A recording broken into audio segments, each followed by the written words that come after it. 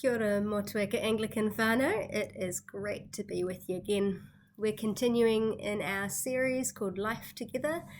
Last week we talked about loving one another, and this week we talked about the foot washing that Jesus did for his disciples the night before he died, and also Paul talking about imitating Christ's humility. So we had the theme of humility and service. Ultimately, a lot of the topics in this series come down to what we talked about last week, loving one another. But there's something quite unique about the way that we love one another when we're imitating Christ. This concept of the self-giving love, this concept of the sacrificial nature of it, and the humility that it takes to serve others in ways that leaders or people with any kind of power typically wouldn't, both in the ancient world and even now. That is quite an incredible part of our Christian faith that we are called into. And I'll remind you of the quote that I finished my sermon on Sunday with, which was from Tom Wright, or N.T. Wright.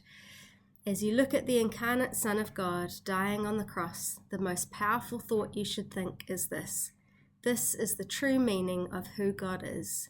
He is the God of self-giving love. We saw this incredibly through him washing his disciples' feet like a servant, definitely not what was expected of a rabbi, not even what was expected of the disciples themselves for each other. It was definitely not a task that anyone other than a very lowly, poor servant or slave would do.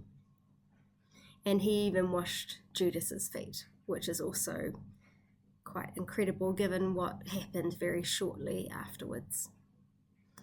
I told you some stories about two Bettys in my life, and I want to tell you a couple more stories.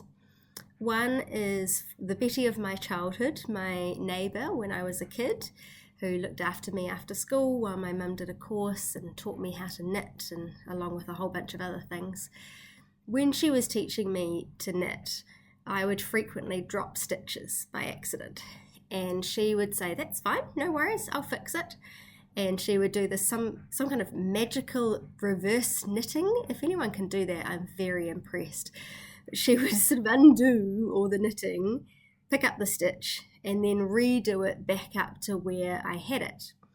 And together we had been working on this little penguin, and it was taking a very long time, but we did finish it in the end.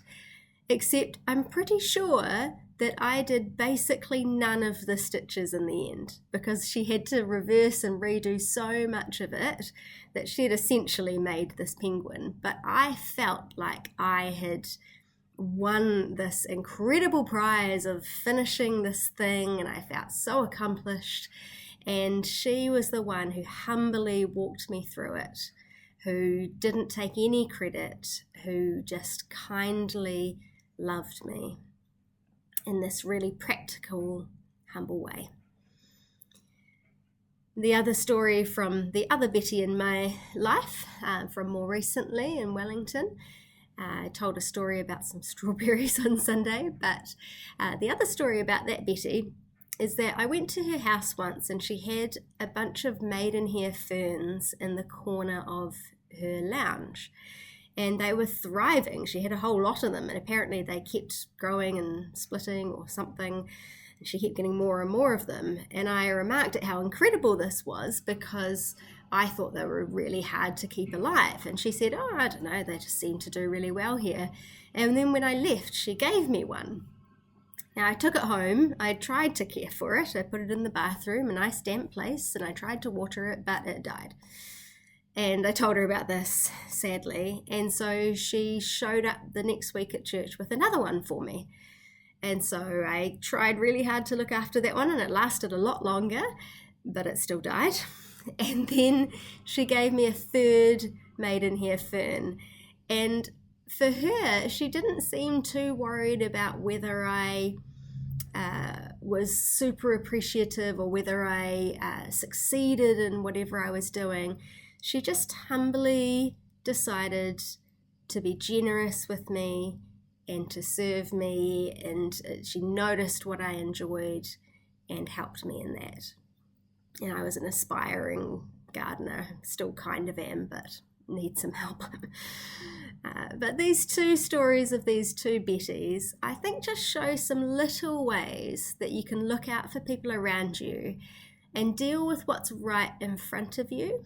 I think sometimes we think of these big dramatic acts of service, but often actually it's just what's right in front of you. Who is right in front of you? How can you serve them? What would be meaningful in their lives? I will forever be grateful for the two Bettys in my life. May we all be a Betty. Bless you this week. Amen.